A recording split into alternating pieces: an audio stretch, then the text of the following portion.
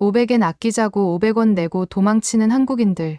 우리 업장에 영원히 출입 금지입니다. 건물 앞에 빨간 글씨로 한국인은 받지 않는다고 적힌 입간판이 곳곳에 깔려 있습니다. 이 입간판이 화제가 되면서 동네를 찾는 관광객이 많아졌다는데요. 이를 하나의 마케팅 전략으로 내세워 더욱 한국을 비난하고 비판하는 일본 가게가 늘고 있습니다. 그런데 한 일본인의 말에 여론은 순식간에 뒤집혀 버리는데요. 사실 확인을 위해 경찰서로 달려갔다가 정신을 놓아버린 한 남성. 과연 이 남성에게는 무슨 일이 있었던 걸까요? 안녕하세요. 저는 일본에서 부모님과 함께 목욕탕을 운영하는 미국계 일본인인 이슨이라고 합니다. 아버지가 일본인 친구분을 만나서 일본은 온천이 유명하니까 함께 사업하자는 말에 일본으로 이사했는데요. 저는 일본에 올 당시에 나이가 4살이어서 미국보다는 일본이 더 익숙해요. 그래서 자연스럽게 일본과 한국 간의 역사도 알고 있었죠. 지금 젊은 세대야 한국 문화를 접하면서 나라 간 갈등이 줄었다고 해도 완전히 없어진 건 아니었습니다. 왜냐하면 한국 관광객들이 일본으로 와서 교묘하게 행동하는 경우가 있었거든요. 아버지가 목욕탕을 청소하다가 미끄러져 넘어지는 바람에 병원에 간 적이 있었어요. 어머니도 병원에 따라간다고 갓 20살이 된 저에게 목욕탕을 맡기고 가셨죠. 중학생 때부터 부모님을 도와 목욕탕 일을 해봤기에 크게 불안하진 않았는데요. 새벽에 항상 오시는 단골들이 들어가고 조금 있다가 큰 소리로 입장하는 손님들이 있었습니다. 총 8명의 성인 남성이었고 가격을 알려줬더니 다짜고짜 화를 내더라고요. 총구석에 있는 낡아 빠진 목욕탕이 왜 이렇게 비싸? 어차피 멀리 가기엔 시간도 늦었으니까 그냥 들어가자고.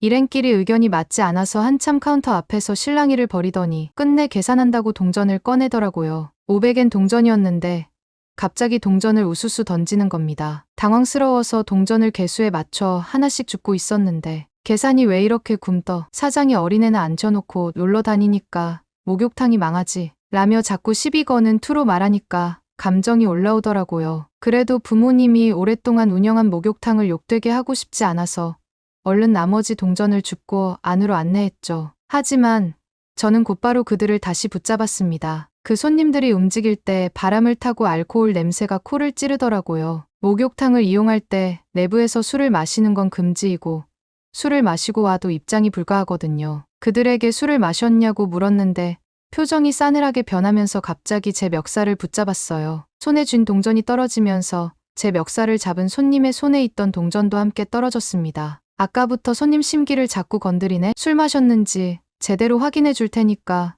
숨 크게 들이마셔봐. 그는 제 얼굴에 입김을 훅 불었고 불쾌한 뜨거운 공기가 얼굴에 닿자 헛구역질을 해버렸습니다. 그들은 저를 비웃으면서 바닥에 내팽개쳤고 떨어진 동전을 주워서 유유히 남탕으로 들어가더라고요. 끝까지 그들을 말렸어야 했는데 어린 저는 덩치 큰 성인 남성 8명을 상대할 용기가 없었습니다. 목욕하고 나오던 단골들이 안에 그 남성들이 탕을 더럽히고 있다고 알려주더라고요. 곧 손님들이 몰릴 시간이라서 안내판을 세워놓고 남탕으로 들어갔어요. 그들은 샤워도 하지 않고 탕에 앉아 있었는지 물에 이물질이 둥둥 떠 있었습니다. 다들 아시겠지만 일본의 목욕탕 문화는 매우 독특하고 깊은 전통을 가지고 있거든요. 그래서 이들의 무례한 행동에 더는 참을 수 없었죠. 계속 영업을 방해하신다면 어쩔 수 없이 경찰 부르겠습니다. 그만 씻고 나가주세요. 제 말에 멱살 잡았던 그 남자가 또 저를 위협하려고 했지만 이번에는 일행들이 말려서 큰 싸움으로 번지지 않았어요. 다행히 빠르게 챙기고 나왔는데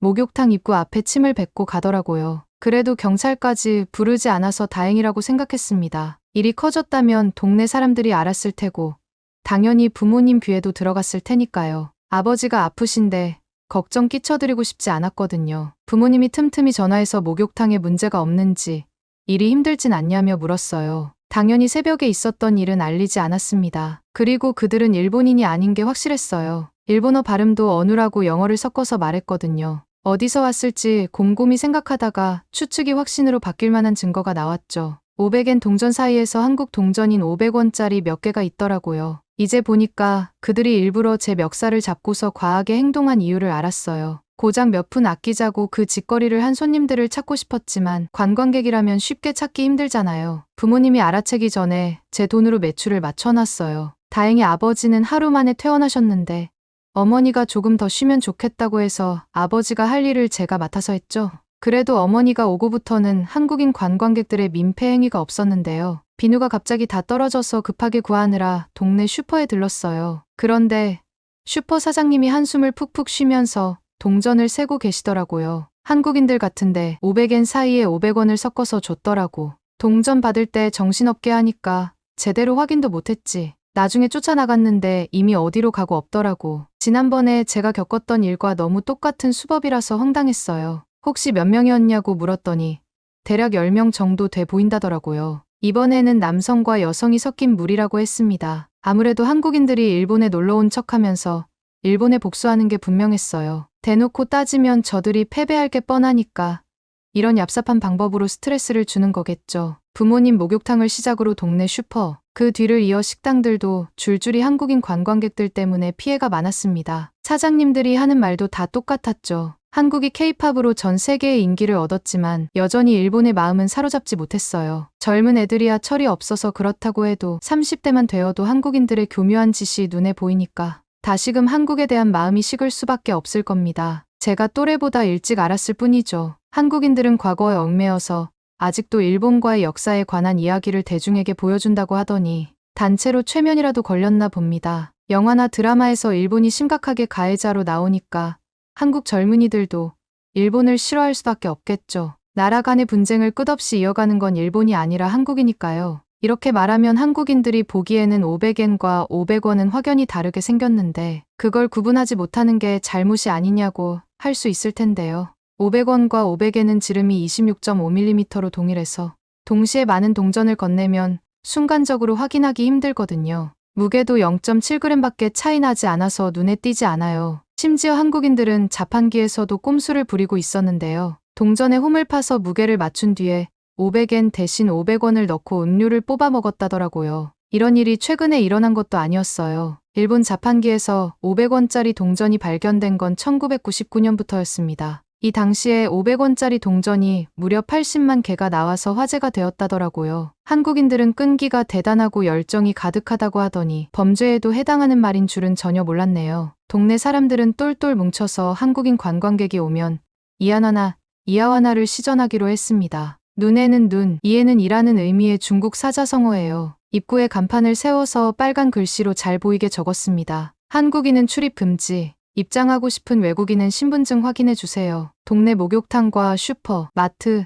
식당 등 모든 건물 앞에는 입간판이 세워져 있었어요. 이를 본 중국인들은 크게 웃으면서 사진을 찍어갔고 SNS에 올리자 반응이 뜨거웠나 보더라고요. 한국인을 거부하는 입간판이 동네의 상징이 되었고 이를 보러 온 관광객들도 있었죠. 이 일은 일본 내에서 유행처럼 퍼졌는지 도쿄에서도 한국인을 사절한다는 글을 입구 유리문에 적어놓았다더라고요. 현지 방문객들이 SNS에 게시물로 올린 걸 보아서 알았어요. 현지인들은 한국 불매 운동에 나선 사장님들을 응원하며 점잖은 일본인들이 싫다고 할 정도면 이유가 있을 거다. 이건 차별이라고 할 수 없어. 한국이 우리에게 한 짓을 돌려주는 거야. 등의 반응을 보였습니다. 그러다가 정말 심각한 문제가 터지고 말았어요. 도쿄 번화가에 있는 한 고급 레스토랑을 방문한 한국인 손님이 병원에 입원했다는 소문을 들었는데요. 물을 마시다가 이상한 냄새가 나고 목이 점점 아파졌대. 근데 그 물이 세제를 탄 물이었다더라고. 동네에서 마당발로 유명한 식당 사장님이 알려줬어요. 업체 측에서는 세제 탄 물은 맞지만 실수였다고 했다더라고요. 한국인 피해자 일행인 남편이 주방에 가서 확인했는데 세제가 든 물이랑 손님에게 나가는 물이 완전히 분리되어 있었다는 거야. 그걸 헷갈렸다는 게 더 수상하지. 솔직히 한국인들이 또 일본에 와서 혼란을 일으키려는 줄 알았는데요. 한국인 피해자가 주장한 건 차별 대우였다고 했습니다. 고급 레스토랑이라서 손님이 입장하면 의자를 다 빼주는데 자기들만 그런 서비스를 해주지 않았다고 했죠. 외모와 말투를 보고 한국인임을 추측해서 그랬다는데 솔직히 기분이 좋지 않았어요. 정확한 근거도 없이 추측만으로 일본인이 한국인을 차별한다고 주장한다고요? 일본 레스토랑이 잘못했다고 얘기하던 동네 주민들은 제 말에 종이장 뒤집듯 뒤집혔습니다. 우리가 그동안 한국인들에게 당한 짓을 생각해보세요. 이번 일도 그들이 우리를 골탕 먹이려는 속셈일 거예요. 한국에서는 이미 일본 불매 운동까지 일어나서 일본 브랜드가 줄기도 했는데 왜 우리는 한국인을 존중해야 하는 여론이 들끓었습니다. 사실 저는 한국인들의 행동이 이해되지 않았는데요. 무언가가 싫으면 쳐다도 보기 싫은 게 사람 심리잖아요. 그런데 한국인들은 왜 이렇게 일본에 많이 오는 건지 복수심으로 온다기에는 의문점이 많았어요. 일본으로 와서 아무리 500원짜리 동전을 쓴다고 해도 엔화도 쓸 텐데 그게 한국을 위한 일일까요? 일본 내 외국 관광객의 총지출액 통계를 보아도 한국이 2위를 차지하고 있었거든요. 이 질문의 해답은 한 책을 읽고서 알 수 있었습니다. 무로타니 카츠미 작가의 책에서 한국인은 일본에 와서 편의점 도시락을 사 먹고 해외여행 경험이 없다는 부끄러움을 피하려고 일본에 온다고 적혀 있더라고요. 한국인 관광객이 급증한 이유를 알고자 젊은 세대의 인터넷 후기까지 보셨다고 했습니다. 한국인들은 싸구려 선술집에 조잡한 모둠 생선회, 패스트푸드 등으로 끼니를 때우고 캡슐호텔이나 사우나에서 자면서 숙박비를 아꼈다. 한국 관광객들은 정말 기이하지 않은가라는 구절이 가장 인상 깊었습니다. 그는 일본보다 임금 수준이 높아졌다는 나라의 젊은이들 모습이냐며 한국을 비하하고 있었는데요. 전부 옳은 말만 하고 있어서 전혀 이상하다고 생각하지 않았어요. 한국에서는 해외여행 경험이 없다는 게 부끄러운 일이래요. 그로부터 탈출하기 위한 싸고 간편한 방법이 바로 일본 여행이라는 겁니다. 이 대목부터 한국인이 일본을 무시한다는 말 아니겠어요? 이러니까 우리 일본인은 억울할 수밖에 없죠. 역사 때문에 여전히 일본이 가해자고 한국이 피해자라는 인식이 전 세계에 퍼져 있으니까요. 거짓 소문을 바로잡으려고 해도 일본인인 우리가 하는 이야기는 진심으로 전해지지 않았습니다. 외국인들은 전부 한국의 편에 서 있었거든요. 그리고 제일 억울했던 일은 고등학교를 졸업하고 부모님과 가족 여행을 떠난 적이 있었는데요. 제 고향인 미국으로 간다는 말에 설레어서 잠도 못 잤거든요. 미국 땅을 처음 밟았을 때의 기분은 말로 표현하기 힘들 만큼 행복했습니다. 제 몸속에 미국인의 피가 흐른다는 게 자랑스러웠어요. 하지만 이 감정도 얼마 가지 못했습니다. 부모님이 예약한 고급 레스토랑에 갔었는데 저도 모르게 주문하다가 일본어가 나온 거예요. 그때 직원의 표정이 굳으면서 메뉴판을 가지고 가더니 점장이라며 우리 테이블로 오더라고요. 죄송하지만 저희가 일본 손님은 받지 않습니다. 한국에서 일본 불매 운동한다고 해서 저희도 동참하고 있거든요. 부모님도 저도 황당했지만 그들은 끝까지 저희를 설득했고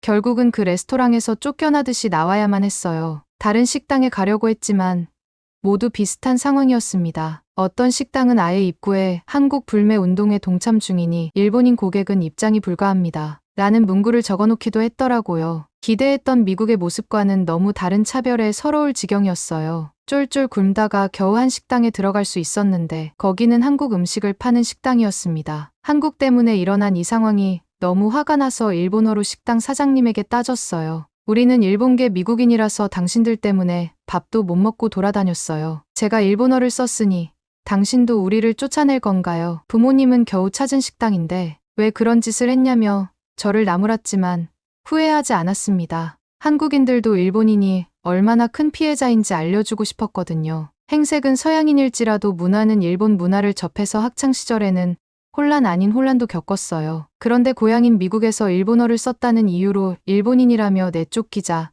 마음이 좋지 않았죠. 다양한 인종이 함께 어울려 사는 미국은 조금 다를 줄 알았는데 현실은 그게 아니었으니까요. 결국 그날은 밥을 아예 먹지 못하고 일찍 잠이 들었던 걸로 기억해요. 다음 날은 다행히 숙소 근처 식당에서 밥을 먹을 수 있을 줄 알았는데 메뉴판을 펼쳤다가 부모님께 당장 나가자고 소리쳤습니다. 바로 한국 음식을 파는 식당이었거든요. 부모님은 저를 진정시키려 했고 배가 고프니 얌전히 밥을 먹고 나가자고 했죠. 그때 배에서 꼬르륵 하는 소리가 났고 어쩔 수 없이 부모님의 말씀을 따르기로 했습니다. 하지만 자존심이 강했던 저는 주문할 때부터 직원을 괴롭혔어요. 기본 반찬으로 김치가 나오길래 외국인은 매운 음식을 잘 먹지 못하는데 기본 반찬으로 내주는 이유가 뭐죠? 손님에 대한 기본 상식이 없는 식당이네요. 부모님은 죄송하다고 사과했고 직원도 죄송하다며 김치를 다시 가져갔죠. 그 뒤로도 음식이 너무 짜다든지 국물이 너무 뜨겁다든지 양이 너무 적다는 둥 온갖 핑계로 직원을 못살게 굴었습니다. 그래도 배는 고팠기에 나온 음식은 싹싹 비웠어요. 제가 너무 심했다고 생각하실 수 있겠지만 저도 이러는 이유가 있어요. 어릴 때 친구들이 놀릴 때면 특징도 정체성도 없는 게 한국인이랑 똑같네 라고 놀려서 더욱 혐한에 빠질 수밖에 없었거든요. 어릴 때는 친구가 세상의 전부와 같은 시기인데 친구들에게 그런 모욕을 듣게 된다면 아마 버틸 사람이 몇 없을 겁니다. 이렇게 첫 미국 여행은 악몽으로 남았고 그 이후로 해외여행은 간 적이 없었어요. 트라우마로 남아서 한동안 꿈에서까지 시달렸거든요. 최근에 한국 관광객들의 만행으로 미국 여행의 악몽이 자꾸만 꿈으로 이어지고 있었죠. 이날도 같은 꿈을 꾼 탓에 아침부터 기분이 좋지 않았습니다. 그런데 마당발인 식당 사장님이 엄청난 소식을 들었다며 동네 주민을 불러 모으더라고요. 한동안 500원 사건으로 한국인 출입금지까지 했었잖아. 근데 그 범인이 경찰에게 잡혔다더라고. 동네 주민들은 우리의 진심이 드디어 통했다며 기뻐했는데 식당 사장님의 말에 다들 얼이 빠지고 말았습니다. 그 범인이 한국인이 아니래. 중국인들이었대. 다들 뜬금없이 여기서 중국인이 왜 나오지 하는 표정이었어요. 식당 사장님도 그 소식을 듣고 어이가 없었다는데요. 중국인들이 한국 문화를 전부 젖을 것이라고 우기더니 외국에서 한국인 행세하면서 한국 명성을 무너뜨리려고 했다나 봐. 믿을 수 없는 말에 반박했지만 동네 주민들은 식당 사장님의 말에 넘어가고 있었어요. 한국인이라고 하기에는 차림새도 이상하고 유난히 빨간색을 좋아하는 게 수상했다면서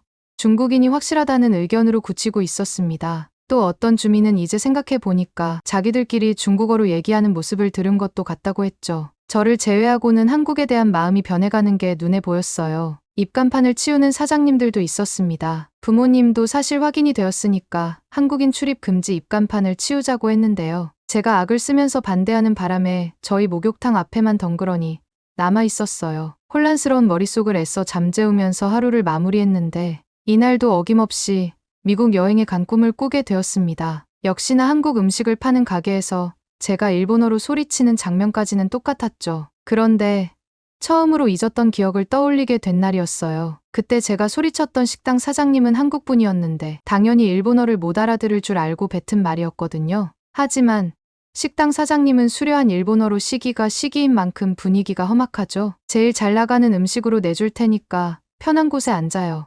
라며 안내해 주더라고요. 음식을 기다리면서 나가자는 저를 부모님이 설득하고 있었습니다. 배가 고파서 일어날 힘이 없다면서요. 저는 식당 사장님이 주문도 안 받고 멋대로 음식을 만드는 게 우리한테 덤터기 쉬울 거라며 대놓고 욕하고 있었죠. 제 말을 다 들으면서도 여전히 환한 미소로 음식을 내주셨고 친절하게 음식마다 어떻게 먹으면 맛있는지 설명도 해주셨어요. 저는 끝까지 의심했지만 잠시 후 그릇은 깨끗하게 비어 있었습니다. 부모님은 음식 냄새를 못 참고 한 입 먹은 제가 그릇을 싹 비웠다더라고요. 심지어 식당 사장님은 여행 와서 힘들게 해 미안하다며 음식값도 받지 않으셨습니다. 그렇게 꿈에서 깨고 부모님에게 물었어요. 잊었던 기억들이 떠오르면서 그날의 이야기를 다시 듣고 싶었거든요. 그 식당 사장님 덕분에 우리가 굶어 죽지 않았잖니. 심지어 식당 사장님이 미국에서 식당을 차렸을 당시에는 동양인의 인식이 좋지 않을 때라서 타지에서 거절당하는 서러움이 어떤지 알았기에 우리에게 따뜻한 밥을 내줬다고도 했습니다. 부모님은 감사한 마음에 식당 사장님께 감사하다는 인사를 연신 전했는데 어린 나이에 자존심만 셌던 저는 끝까지 인사하지 않았다더라고요. 부모님의 이야기를 듣고 나니 친절했던 사장님 모습은 확실하게 기억났어요. 그간 한국 관광객들을 못살게 굴었던 제 모습이 오버랩되면서 부끄러움이 몰려왔습니다. 다행히 아버지가 일상생활할 만큼 몸이 나아지셔서 목욕탕으로 나오자마자 경찰서로 달려갔어요. 정말로 500원 사건의 범인이 한국인이 아니라 중국인인지 직접 확인하고 싶었거든요. 제가 얼마나 어리석은 짓을 했는지 그제야 깨달았습니다. 그간 일본이 피해자라고 생각하며 살았는데 한국이 피해자가 맞았어요. 안 좋은 일만 생기면 한국인이 한 짓이라고 선동하는 건 바로 일본인이었으니까요. 경찰관도 한국 관광객이 문제를 일으켰다는 제보를 받고 출동하면 진범이 모두 중국 관광객이었다고 할 만큼 중국인들의 행실은 어마어마하더라고요. 심지어 중국인들은 본국에서도 자기 나라에 관광 온 외국인을 상대로 물건을 강매하거나 길거리에서 싸우는 모습을 보이기도 하고 숙소에서 화장실이 아닌 침구에 방류하기도 한다는 거예요. 중국은 유명한 관광지만 깨끗하게 관리하고 조금만 도심을 벗어나면 중국의 실체를 볼 수 있다는 후기가 인터넷에 쏟아지고 있었습니다. 조금만 알아보면 알 수 있는 사실들이었는데 혐한을 추구하는 일본인들에게 휩쓸려 시야가 좁았던 거죠. 한국인들이 일본으로 여행 오는 이유도 책에서 본 내용과는 전혀 달랐습니다. 오히려 한국인들은 일본의 목욕탕 문화, 화장품 문화가 발달한 사실을 대단하게 생각하며 일본 제품을 스스럼없이 사용한다고 했죠. 일본 불매 운동이 일어난 이유도 느닷없이 한국이 먼저 도발한 행동이 아니라 일본에 강제징용되어 노동력이 착취되고 청춘을 날려버린 한국인들이 일본 제철을 상대로 손해배상 소송을 냈다더라고요. 하지만 일본 법원은 한국인들을 패소하게 했고 한국에서 다시 소송을 제기하게 했다는 겁니다. 일본은 여전히 한국이 일본의 식민지라고 생각하는 사건 같았어요. 한국의 광복 이후에도 경제적, 군사적인 이유로 한국 정부가 일본의 눈치만 보고 살았다는데 이런 일이 있을 때마다 내정 간섭하는 일본에 대한 반일 감정이 폭발할 수밖에 없었겠죠. 그래서 한국에서 한때 일본 불매 운동이 유행처럼 번졌고 한국에서의 일본 브랜드의 매출이 최대 50%나 감소한 사건이 있었습니다. 한국인들은 불합리했던 과거를 아직도 사과하지 않는 일본에 여전히 맞서 싸우는 중이었어요. 젊은이들도 역사를 잊지 않고 강제징용된 피해자들을 위해 집회까지 여는 열정을 보였죠. 어쩌면 일본보다 한국이 선진국일지도 모르겠네요. 일본은 개인의 감정과 개인의 상황이 중요해서 남일에 나서지 않는다면, 한국은 국민이 억울한 일을 당했다면 내 일처럼 나서서 힘을 모으니까요. 아마 저뿐만 아니라 많은 외국인이 그걸 느끼고 한국을 좋아하는 게 아닐까요? 이번 일로 다시금 일본의 잘못된 역사를 깨달았고 한국인들의 뜨거운 애국심을 배운 계기가 되었어요. 동네에서 마지막까지 남아있던 한국 출입 금지 입간판을 치우고 다시 입간판을 세웠습니다. 한국 손님이라면 하루 무료 입장입니다. 이제는 빨간 글씨가 아닌 파란 글씨로 동네가 가득해지면서 한국을 내치는 동네가 아닌 한국을 반기는 동네로 유명해졌으면 좋겠네요. 미국 일리노이주에 있는 작고 낡은 아파트 안, 한 미국인 여성이 세상과 담을 쌓은 채 은둔 생활을 하고 있습니다. 그때 왼손에 작은 상자를 든 한국인 여성이 찾아와 문을 두드리는데요. 마침내 굳게 닫혀있던 방문이 열렸고 생전 처음 보는 흰 손뭉치를 본 미국인 여성은 큰 소리로 서럽게 울고 맙니다. 과연 무슨 일이 있었던 걸까요? 안녕하세요. 일리노이주의 스프링필드에 살고 있는 19살 카밀라 잭슨입니다. 저는 가세가 기울면서 혼란한 10대 시절을 보냈어요. 중학교를 다닐 때까지만 해도 저희 가족은 남부럽지 않게 행복하게 살았습니다. 공사 현장에 건설자재 납품을 하던 아버지의 사업은 순조롭게 잘 풀렸거든요. 해마다 휴가철이 되면 부모님과 저는 남프랑스와 이태리 등 고급 리조트가 있는 휴양시설로 며칠씩 여행을 떠나곤 했답니다. 하지만 중학교를 마칠 무렵 공사 현장에서 큰 사고가 났었어요. 납품하던 자재 중 하나가 불량이 생겨 추락 사고가 났고 결국 손해배상을 크게 해야 할 일이 생겼거든요. 결국 공사는 무기한 중단되었고 아버지는 수억 원이 되는 손해배상비를 물어야 할 처지가 되었습니다. 아버지는 가족의 생계를 책임지기 위해 무슨 일이든 하려고 찾아 나섰습니다. 하지만 이미 50대를 넘긴 나이에 한 회사를 이끌던 사장을 자기 아래에 두려고 하는 상사는 없더라고요. 같은 값이면 젊은 사람을 쓰는 게 여러모로 편하기 때문이죠. 열의가 넘치고 긍정적이던 아버지도 자신 앞에 놓인 현실을 감당하기가 버거우셨나 봐요. 술도 안 하던 아버지가 한두 잔씩 맥주를 마시더니 나중에는 독한 술을 입에 달고 사셨어요. 한 번도 잔소리를 안 하시던 엄마도 결국 화를 낼 수밖에 없었죠. 아무리 상황이 안 좋아도 술은 해결 방안이 될 수 없다고 다그치셨죠. 그동안 실업자가 된 아버지를 대신해서 전업주부로 지내던 엄마가 대형 마트에서 계산원으로 일하며 살림을 꾸려나가고 계셨거든요. 하지만 저희 가족이 먹고 살기에도 빠듯한 돈으로 빚을 감당하기에는 역부족이었습니다. 집안 형편이 안 좋아지는 게 제 눈에도 보일 지경이었고요. 경제적인 능력을 상실한 아버지는 사소한 일에도 벌컥 화를 내면서 폭력적으로 변해갔습니다. 그렇게 1년 뒤에 저희가 살던 집이 법원 경매에 넘어가자 두 분은 이혼을 하고 말았어요. 당장 살 곳이 없었던 저희는 외할머니가 계신 근처의 한 아파트로 갔습니다. 한 달 뒤 엄마는 굳은 표정으로 이제부터 할머니와 둘이 살아야 한다는 쪽지만 남기고 떠나버리셨고요. 몇 달 뒤 할머니가 엄마와 통화하는 걸 들었어요. 엄마가 다른 남자와 이 지역을 떠났다고 하시더라고요. 원망스럽기도 했지만 한편으로는 얼마나 힘들면 자식까지 버렸을까란 생각에 엄마가 여자로서 안타깝게 느껴졌습니다. 한창 사춘기 시절에 부모 두 분이 곁을 떠나자 정서적으로는 매우 불안하게 자랄 수밖에 없었습니다. 물론 할머니가 넘치는 사랑을 주셨지만 부모님이 주시는 애정과는 비교할 수 없었거든요. 제 성격도 많이 달라졌어요. 누구보다 밝고 활발한 성격이었는데 말이 없어지고 웃지도 않는 내성적인 성격으로 변했죠. 전학 간 학교에서도 다른 애들과 잘 어울리지도 않았고 늘 혼자서 우두커니 멍한 표정만 지었습니다. 걱정 없이 웃으며 수다 떠는 또래들을 볼 때마다 부러웠습니다. 예전엔 나도 저랬는데라는 생각과 함께 다른 애들은 다 행복한데 나만 왜 불행한지 화가 났어요. 어느 순간 인생 난이도가 10배는 더 높아진 기분이었다니까요. 그럴 때마다 제가 삐뚤어지지 않게 다잡아 주신 건 유일한 가족인 할머니였어요. 할머니는 노년연금은 넉넉하지 않으셨고 물질적으로 풍족하게 해주지 못해서 저에게 늘 미안해하셨습니다. 하지만 가족이 한 명이라도 곁에 있어준다는 것에 감사함을 느꼈고요. 엎친 데 덮친 격으로 고등학교에 들어가면서 생각도 못했던 엄청난 일들이 생겼습니다. 원래 정신의 병이 깊어지는 사람들이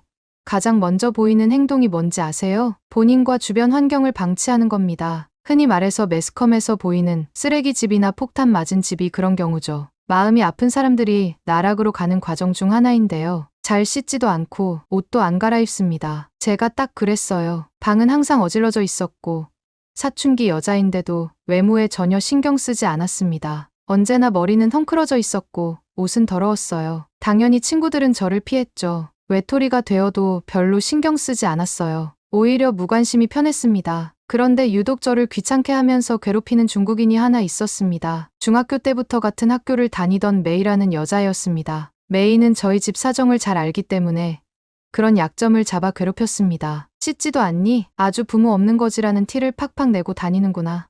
이런 이야기를 면전에서 들으면 화가 날 것 같죠. 생각보다 미국 교내에서 친구를 괴롭힐 때 이 정도 수준은 양반이랍니다. 한국 학교를 상상하시면 안 돼요. 약육강식이 가장 적나라하게 드러난 곳이 미국의 중고등학교가 아닐까 싶습니다. 저는 학교에서 최하층의 서열이었고 메이는 상류층으로 누구나 짓밟아도 되는 계급이었으니까요. 메이의 엄마는 학부모회 회장이었습니다. 매달 엄청난 기부금을 학교에 낼 정도로 대단한 재력가였어요. 메이는 동양인이었지만 누구도 차별하거나 무시하지 못했죠. 오히려 백인들도 잘 보이려고 노력했습니다. 돈이 있어야 사람 대접받는다는 걸 어린 나이에 알아버렸습니다. 기고만장한 메이는 약자였던 저를 장난감처럼 가지고 놀았습니다. 처음에는 부모 없는 거지라고 놀려대더니 제가 반응이 없자 머리를 잡아당기기도 하고 복도를 지날 때 일부러 발을 걸어서 넘어지게 만들면서 계속 자극했습니다. 군뱅이도 밟으면 꿈틀거린다잖아요. 결국 일이 터지고 말았어요. 점심시간이 끝나고 교실로 돌아왔는데 분위기가 아주 이상했습니다. 친구들이 저를 쳐다보면서 뭐라고 속닥거리더라고요. 흉을 보는 것 같았지만 늘 있는 일이라 신경 쓰지 않고 자리에 앉았습니다. 메이가 잔뜩 화가 난 표정으로 저를 노려보면서 달려오더니 느닷없이 뺨을 때리는 거예요. 깜짝 놀라서 왜 이러냐고 소리를 질렀는데 저를 날선 눈빛으로 잡아먹을 듯이 쳐다봤습니다. 아무리 돈이 없어도 남의 물건을 훔치는 건 범죄라는 거 몰라? 자초지종을 들어보니 점심시간에 사물함에 넣어둔 메이의 지갑이 없어졌는데 저를 범인으로 몰아세운 것이었습니다. 우리 반에서 도둑질을 할 사람은 너밖에 없어. 당장 내 지갑 내놔. 저는 억울해서 아니라고 소리쳤습니다. 메이는 팔짱을 끼고 싸늘한 눈빛으로 비웃었고 친구들도 동조하는 분위기였죠. 메이는 경찰에 신고할 거라고 하면서 다시 제 뺨을 때리려고 했습니다. 그 순간 저는 메이의 팔을 잡았고 내면 깊은 곳에 참고 있었던 분노가 터져버렸습니다. 저는 팔을 잡지 않은 다른 손으로 메이의 머리채를 힘껏 잡아당겼습니다. 손에는 머리카락이 뽑혀서 한 움큼 쥐어져 있었고 메이는 비명을 질러댔습니다. 그동안 괴롭힘 당한 것을 갚아준다는 마음으로 똑같이 메이의 뺨을 쳤습니다. 속은 시원했어요. 그동안 참아왔던 욕구불만이 표출된 순간이었죠. 하지만 뺨을 때리는 순간 아차 싶었습니다. 지금 상황에서는 아무리 화가 나도 그런 짓을 하면 안 됐거든요. 다음날 메이의 엄마는 잔뜩 화가 나서 학교로 달려왔습니다. 교장 선생님에게 소리를 지르면서 저를 당장 퇴학시키라고 협박했어요. 부모 없이 자라서 가정교육이 덜 됐다는 둥 엄청난 폭언을 퍼부었습니다. 저도 할 말은 해야 할 것 같아서 그동안 괴롭힘을 당한 이야기를 전부 말했습니다. 그러나 제 외침은 아무 소용이 없었습니다. 선생님들은 모두 메이 편을 들었고 결국 한 달간 정학처분을 받게 되었습니다. 나중에 메이가 도둑 맞았다며 저를 몰아갔던 지갑은 본인 집에서 발견되었다고 하네요. 어처구니 없는 해프닝으로 저만 손해를 보게 된 거죠. 그런데 며칠 후에 예상치 못한 손님이 찾아왔습니다. 카밀라, 문 좀 열어봐. 내 목소리 잊어버린 건 아니지? 힘없이 축 늘어져서 침대에서 핸드폰을 만지고 있던 저는 깜짝 놀라 귀를 의심했습니다. 저 목소리를 절대 잊어버릴 수 없거든요. 대문을 열자 믿기지 않는 인물이 서 있었습니다. 너무나도 보고 싶었던 정아이모가 밝은 미소를 지으며 나타난 게 아니겠어요? 그동안 무슨 일이 있었는지 다 알아? 얼굴이 그냥 반쪽이 됐네. 얼마나 마음고생이 심했니? 이모는 걱정스러운 표정으로 제 얼굴을 쓰다듬어 주셨습니다. 잊고 있었던 엄마의 손길 같았어요. 눈물이 핑 돌았고 서러움에 이모를 꼭 끌어안고 펑펑 울었습니다. 정아이모는 한국계로 엄마가 고등학교 때 친해진 단짝 친구예요. 가족 모두 IMF 때 미국으로 넘어오신 이민자죠. 대학 때부터 캠퍼스 커플이던 남자친구가 변호사가 되면서 웨딩 마치를 올려 부유하게 살고 있었답니다. 딩크족이라 아이는 없었지만 저를 딸처럼 예뻐해 주시던 분이었습니다. 하지만 엄마가 이혼한 뒤로 이모와도 연락이 끊어졌다고 합니다. 그런데 이렇게 할머니 집 앞에 나타나니 놀랄 수밖에 없었고요. 이모가 제 상황을 알게 된 과정은 의외의 사건 때문이었습니다. 엄마는 이혼 후 알고 지내던 모든 사람들과 연을 끊었다고 합니다. 심지어 자매처럼 지내던 이모하고도요. 생각해보니 영화에서 새 출발을 하고 싶을 때 자신의 과거를 아는 사람들을 등지는 장면이 기억나더라고요. 엄마도 그러고 싶었나 봐요. 정아 이모는 저를 할머니 집에 맡긴다고 한 것을 기억하고 있었대요. 소식을 알 길이 없었지만 알아서 때가 되면 엄마가 연락할 거라고 믿고 기다렸던 거죠. 하지만 이모의 기다림을 마치게 한 사건이 생겨버리고 말았습니다. 이모는 지역 커뮤니티에서 분재를 기르는 모임에 가입했다가 이상한 이야기를 들었다고 합니다. 이 모임의 규모가 꽤 커서 처음 들어갔을 때는 구성원이 누구인지 다 알지 못할 정도래요. 그러다가 분기마다 만나는 전체 정기 모임 때 못 보던 중국인 여성과 인사를 했다고 합니다. 그날 다 같이 저녁을 먹는데 중국인 여성이 딸의 학교 생활을 지인에게 말하는 걸 옆에서 듣다 너무 놀라서 소리를 지를 뻔한 거죠. 애 엄마가 바람나서 친정집에 맡기고 도망갔대. 원래는 잘 살던 집이었는데 전 남편이 건축자재로 사기치다가 쫄딱 망했다더라고. 사실이 아니었지만 대충 말하는 줄거리가 저희 집 이야기 같았다고 하더라고요. 결과적으로 그 중국인 여자 입에서 카밀라라는 단어가 나오자 정아 이모는 불같이 화를 내며 남의 집 이야기를 함부로 하는 거 아니라며 소리를 쳤다고 하고요. 엄마의 연락을 기다리려고 했던 정아 이모는 상황을 알고 나자 자신이라도 저를 지켜줘야겠다고 결심하고 행동으로 옮긴 거였습니다. 제가 예전에 살던 동네 부동산에 수소문을 해서 할머니 집으로 찾아올 수 있었다고 해요. 할머니도 정아 이모를 보자 너무 좋아하셨어요. 저희 엄마 생각이 난다며 눈물을 훔치시기도 했고요. 저는 잠시나마 어린 시절로 돌아간 것 같아서 마음이 편안해졌었답니다. 정아 이모는 사람의 마음을 잡아끄는 묘한 힘을 가지고 있었거든요. 엄마도 많이 의지했었어요. 힘들고 지칠 때 가장 먼저 생각나는 사람이고 말하다 보면 어느새 마음이 가라앉고 편안해지는 느낌을 받을 수 있었죠. 아버지가 사업에 실패하고 경제적인 문제로 다툼이 심해질 때 엄마는 저를 데리고 정아 이모의 집으로 가서 며칠 동안 지낸 적도 있었거든요. 우선 밥부터 든든하게 먹자. 네가 좋아하는 궁중 떡볶이 만들어줄게. 그 말을 듣자 어느새 입안에 군침이 돌았어요. 생각해보니 가족이 그렇게 되고 나서 뭘 먹고 싶다고 생각한 적이 언제인지 기억도 안 나더라고요. 궁중 떡볶이라는 단어를 듣자마자 파블로프의 개인처럼 자동 반사적으로 입안에 침이 고이기 시작했습니다. 이모는 음식 솜씨가 참 좋았어요. 같은 재료를 놓고도 엄마가 한 반찬과 이모가 한 반찬을 먹어보면 확연하게 실력 차이가 날 정도였다니까요. 매운 걸 잘 못 먹는 저를 위해 불고기와 같이 먹을 수 있는 궁중 떡볶이를 곧잘 해주셨죠. 정아 이모의 손맛이 스며든 궁중 떡볶이는 오래전에 집을 나갔던 입맛이 되살아나게 만들어 거의 3인분은 될 음식을 혼자 정신없이 먹어치웠습니다. 오랜만에 제대로 배를 채우고 나자 정아 이모는 제 손을 꼭 잡았습니다. 살다 보면 누구나 넘어질 때가 있어. 그렇지만 넘어졌다고 희망을 버리고 가만히 누워있으면 아무도 도와주지 않아. 그렇게 시간이 흘러버리면 다른 사람들이 도와줘도 일어설 수 없게 되거든. 이제부터 용기를 내서 내 손을 잡고 일어나. 그날부터 이모는 일주일에 한 번은 저희 집에 들러서 저와 할머니의 안부를 묻고 식사를 챙겨주셨습니다. 얼마 지나지 않아 저의 16번째 생일이 다가왔습니다. 그날 이모는 저희 집에 오면서 손에 이상한 물건을 들고 왔습니다. 보자기로 쌓인 네모난 상자였는데요. 생전 처음 듣는 이상한 소리도 나더라고요. 도대체 이게 뭐냐고 묻자 이모는 직접 보자기를 걷어보라고 하셨어요. 그런 제 보자기를 벗기자마자 저는 까무라칠 듯 놀랄 수밖에 없었습니다. 그 안에는 새하얀 강아지가 한 마리 들어있었습니다. 분재 소모임에 알던 사람이 키우던 강아지가 새끼를 낳았는데 그 중에 한 마리를 저보고 키워보라며 가져오신 것이죠. 진돗개라는 품종인데 한국 토종개야. 사람을 잘 따르고 똑똑해서 좋은 친구가 될 거야. 얘가 얼마나 충성심이 좋은지 아니? 세상 사람 다 배신해도 진돗개는 평생 너 옆에 있어줄 거란다. 눈처럼 하얀 털과 쫑긋하게 솟은 귀,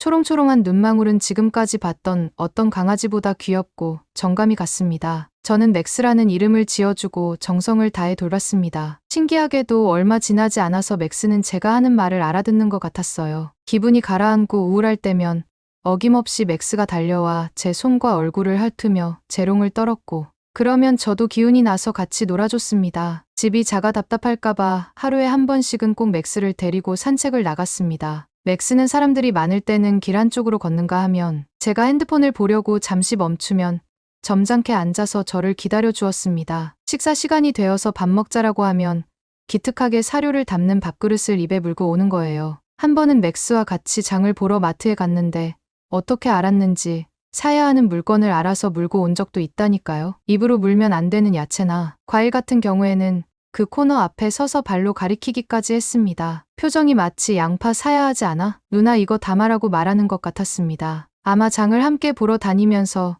주로 어떤 물건들을 사는지 기억하고 있었던 것 같았습니다. 키우면 키울수록 진돗개는 정말 영특한 동물이었습니다. 이모의 말대로 저에게 둘도 없는 친구가 되어줬고요. 맥스의 존재만으로도 그동안 상처받은 마음이 모두 치유되는 것만 같았습니다. 동생이 생긴 것 같았고 책임져야 할 가족이 생겼다고 느꼈거든요. 저도 서서히 제 자신을 돌아보고 앞으로 나아가야겠다고 다짐하게 되었습니다. 그렇게 길게만 느껴지던 정학이 끝나고 다시 학교에 가게 되었습니다. 그러나 맥스를 만난 후 예전에 저는 찾아볼 수 없을 정도로 변해 있었습니다. 학교에서 돌아오면 빨래를 전부 했고 옷은 깔끔하게 다림질로 마무리를 했습니다. 노숙자 같았던 외모에도 신경을 쓰게 되었어요. 방 청소도 열심히 하고 무슨 일이든 미루지 않았죠. 일상으로 돌아오기 위해서 열심히 노력했던 것 같아요. 맥스랑 함께 사는 공간이니 더 청결해야 한다고 생각했죠. 하루하루 변해가는 저를 보고 메이는 여전히 무시하고 비웃었습니다. 저는 신경 쓰지 않았습니다. 맥스와 행복하게 살면 된다고 생각했거든요. 그러나 악몽 같은 일이 벌어지고 말았습니다. 할머니가 심장발작을 일으키며 쓰러지신 거예요. 평소와 다를 것 없던 어느 날 밤, 잠을 자고 있는데 무슨 일인지 맥스가 시끄럽게 짖으며 깨웠습니다. 밤에는 조용히 해야 한다는 걸 잘 아는 애인데 이상했습니다. 곧바로 일어나서 보니 할머니가 주무시는 방을 쳐다보면서 계속 짖고 있었습니다. 그 순간 간담이 서늘해지면서 할머니에게 문제가 생겼다는 느낌이 들었습니다. 제 예감은 적중했고 할머니는 침대에 누운 채로 가슴을 움켜쥐고 몸을 떨며 괴로워하고 계셨어요. 급히 911에 전화해서 상황을 설명했고 5분 내로 구급차가 도착할 수 있었습니다. 골든타임을 넘기지 않은 상황이라 응급처치를 받고 입원을 할 수 있었죠. 의사 선생님이 하신 말을 듣고 얼마나 놀랐는지 모릅니다. 조금만 늦었어도 큰일 날 뻔했어요. 심장 발작은 얼마나 빨리 병원에 오느냐가 생명을 좌우해요. 정말 다행입니다. 원래 밤에 심장 발작이 일어나면 예후가 안 좋은 경우가 많아요. 다들 자고 있어서 환자가 제 시간에 병원을 못 오는 일이 많거든요. 이건 하늘이 도왔다고 봐야 해요. 할머님 저희가 잘 치료해 드리겠습니다. 천국과 지옥을 오가는 기분이었습니다. 만약 맥스가 저를 깨우지 않았다면 다음 날 아침에 이미 하늘나라로 떠나버린 할머니를 발견했을 생각에 온몸에 소름이 끼쳤습니다. 저의 이런 고마운 기분을 아는지 모르는지 꼬리를 흔들고 있는 맥스를 꼭 안아주었습니다. 뭔가를 잃어버리기 전까지는 그것이 얼마나 소중한 것인지 모르잖아요. 늘 곁에서 저를 챙겨주던 할머니가 병원에 입원하게 되자 할머니의 존재에 다시 한번 감사함을 느꼈습니다. 그동안 세상과 담을 쌓고 방 안에 틀어박혀 지내는 저를 보며 할머니가 얼마나 애태우고 가슴을 졸이셨을지 죄송했어요. 혹시 나 때문에 스트레스를 받아서 심장에 무리가 온 건 아닌가라는 죄책감도 들었습니다. 지금이야 안 그러지만 몇 달 전까지만 하더라도 저를 달래고 타이르던 할머니의 말을 무시하던 일도 떠올랐습니다. 앞으로는 다시 과거로 돌아가지 않겠다고 다짐하면서 할머니 곁을 지키며 병간호를 했습니다. 아침이 되고 소식을 들은 정아이모는 쏜살같이 병원으로 달려오셨어요. 정아이모를 보자 불안한 마음이 좀 가시는 것 같더라고요. 다행히 할머니는 일주일 동안 병원에 머물며 다양한 검진을 받고 퇴원을 할 수 있게 되었습니다. 사실 할머니가 집에 갈 날이 다가오면서 병원비 걱정이 컸습니다. 미국은 의료보험이 한국만큼 잘 되어 있지 않아 병원에 갔다만 하면 수백 달러가 깨지는 게 일수거든요. 그런데 입원까지 했으니 몇천 달러가 나올 거라고 걱정하고 있던 찰나였습니다. 그런데 이미 모든 퇴원 절차가 끝났다는 말에 어리둥절했습니다. 40대 여성이 와서 계산을 했는데 절대 누구인지 말하지 말라고 했다는 말만 직원이 반복했습니다. 정아이모가 했다고 생각했지만 저에게 말하지 말라고 신신당부한 것에는 이유가 있다고 믿었습니다. 나중에 기회가 될 때 말해주실 테니 기다리기로 하고 가슴 깊이 감사한 마음을 간직하기로 했습니다. 하루는 정아이모가 큰일 겪었으니 기분 전환이라도 할 겸 맥스와 다 같이 캠핑을 가자고 제안했습니다. 남편분인 잭삼촌이 캠핑 광이시라 텐트부터 코펠까지 장비들을 완벽하게 갖추고 있었거든요. 맥스도 대자연에 함께 가면 좋을 것 같아서 할머니께 말씀드리고 저희는 2박 3일 여행을 떠났습니다. 시내 정원으로 불리는 가든 오브 더 가스로 캠핑을 갔습니다. 오전 8시에 도착해서 가장 좋은 캠핑 사이트를 골라 열심히 텐트를 치고 몸을 녹이기 위해 모닥불을 피웠습니다. 이렇게 울창한 숲속에서 캠핑을 하는 건 태어나서 처음이었어요. 밤이 되자 정아이모는 제가 좋아하는 궁중 떡볶이와 김치찌개를 만들어 주셨습니다. 저는 나름대로 이모의 조수 노릇을 하면서 불고기 양념을 어떻게 만드는지 눈여겨보았습니다. 흉내를 내봤는데 생각과는 달리 손맛을 따라갈 수는 없더라고요. 밥을 먹고 모닥불을 피우고 앉아있으니 벌레 소리와 이따금 새들이 우는 소리만 들렸어요. 하늘을 쳐다보니 수많은 별들이 밤하늘을 수놓으며 반짝이고 있었습니다. 맥스도 기분이 좋은지 사방팔방으로 냄새를 맡고 뛰어놀면서 즐거운 시간을 보내고 있었습니다. 눈이 좀 일찍 떠져서 새벽부터 숲으로 산책을 나갔습니다. 맥스는 물 만난 물고기처럼 숲속을 뛰어다녔죠. 그런데 앞서 가던 맥스가 갑자기 걸음을 멈추고 꼼짝도 하지 않는 겁니다. 머리를 들고 킁킁대면서 바람에 실려오는 냄새를 맡더니 앞을 뚫어지게 쳐다보면서 서 있었죠. 저는 맥스를 잡아 끌려다가 기겁을 하고 몸이 굳어버리고 말았어요. 앞쪽에서 곰처럼 커다란 동물이 천천히 다가오고 있었습니다. 자세히 보자 곰이 아니라 커다란 개였습니다. 생긴 게 사자 같았고 키가 저와 비슷할 정도로 컸어요. 그때 주인으로 보이는 여성이 다급하게 외치는 소리가 들렸어요. 밍밍, 같이 가야지. 혼자 가면 어떡해. 어처구니 없게도 메이였어요. 제 앞에 버티고 서 있는 맥스를 보더니 피식 웃더라고요. 중국이 자랑하는 차우차우라는 품종이야. 용맹하고 충성심이 뛰어나서 곰하고 싸워도 이길 정도야. 네가 키우는 잡종 똥개하고는 차원이 다른 고급 혈통이거든. 메이는 우쭐거렸고 밍밍은 저를 향해 천천히 다가왔습니다. 그 순간 맥스가 맹렬하게 짖으면서 밍밍을 향해 덤벼들었어요. 그러자 깜짝 놀랄 일이 벌어졌습니다. 맥스가 달려오자 당황한 밍밍은 꼬리를 가랑이 사이로 넣더니 말 그대로 줄행강 쳐버린 거예요. 메이는 놀라서 밍밍을 잡으려고 달려갔습니다. 곰하고 싸워도 이긴다더니 맥스 앞에서는 찍소리 못하고 도망가는 꼴이 아주 가관이었습니다. 그런데 메이는 밍밍 같은 대형견에게 목줄이나 입마개도 하지 않고 캠핑장을 돌아다니게 방치하고 있었습니다. 주변의 작은 반려견들은 겁을 먹고 스트레스를 엄청나게 받고 있었죠. 정아 이모가 메이의 가족과 같이 온 중국인들을 찾아가 정중하게 목줄과 입마개를 채우라고 부탁했지만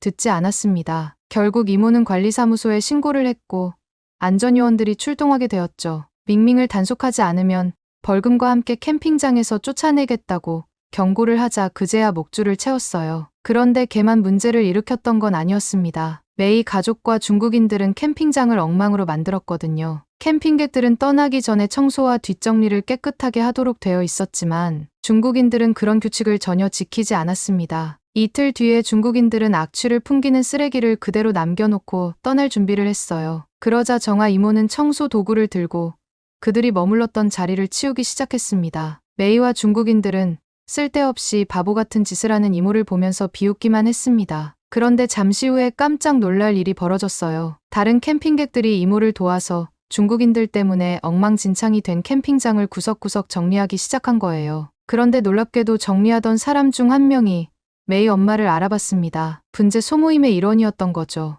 메이 엄마의 눈살 찌푸려지는 행동을 바로 단체 대화방에 자세히 공유했습니다. 메이 엄마는 부끄러운 줄은 알았는지 바로 대화방에서도 나오고 짐을 싸서 도망치듯 캠핑장을 떠나고 말았습니다. 저는 대학을 가지 않고 사회로 나가서 일을 할 생각입니다. 어디에서 무슨 일을 하든 정아 이모에게서 배운 대로 다른 사람들을 배려하고 존중하지만 잘못을 보면 그냥 지나치지 않고 바로잡는 생각을 가지고 살아갈 거예요. 이웃의 아픔을 함께 나누면서 더불어 살아간다는 공동체 정신은 한국인들만이 가진 독특한 전통이고 그런 생각과 태도가 이기적으로 변해가는 미국 사회에 꼭 필요하다고 생각하게 되었거든요. 아차, 엄마 소식도 전해드리려고 해요. 그때 병원비를 낸 사람은 엄마였어요. 그리고 재혼을 한 게 아니었더라고요. 알고 보니 아빠의 빚을 엄마와 저에게 남기지 않기 위해서 두 분은 위장 이혼을 하셨고 다른 지역으로 넘어가서 열심히 돈을 벌고 계셨던 거였죠. 만약 이 사실이 걸리면 엄청난 법적인 문제가 될 수 있기에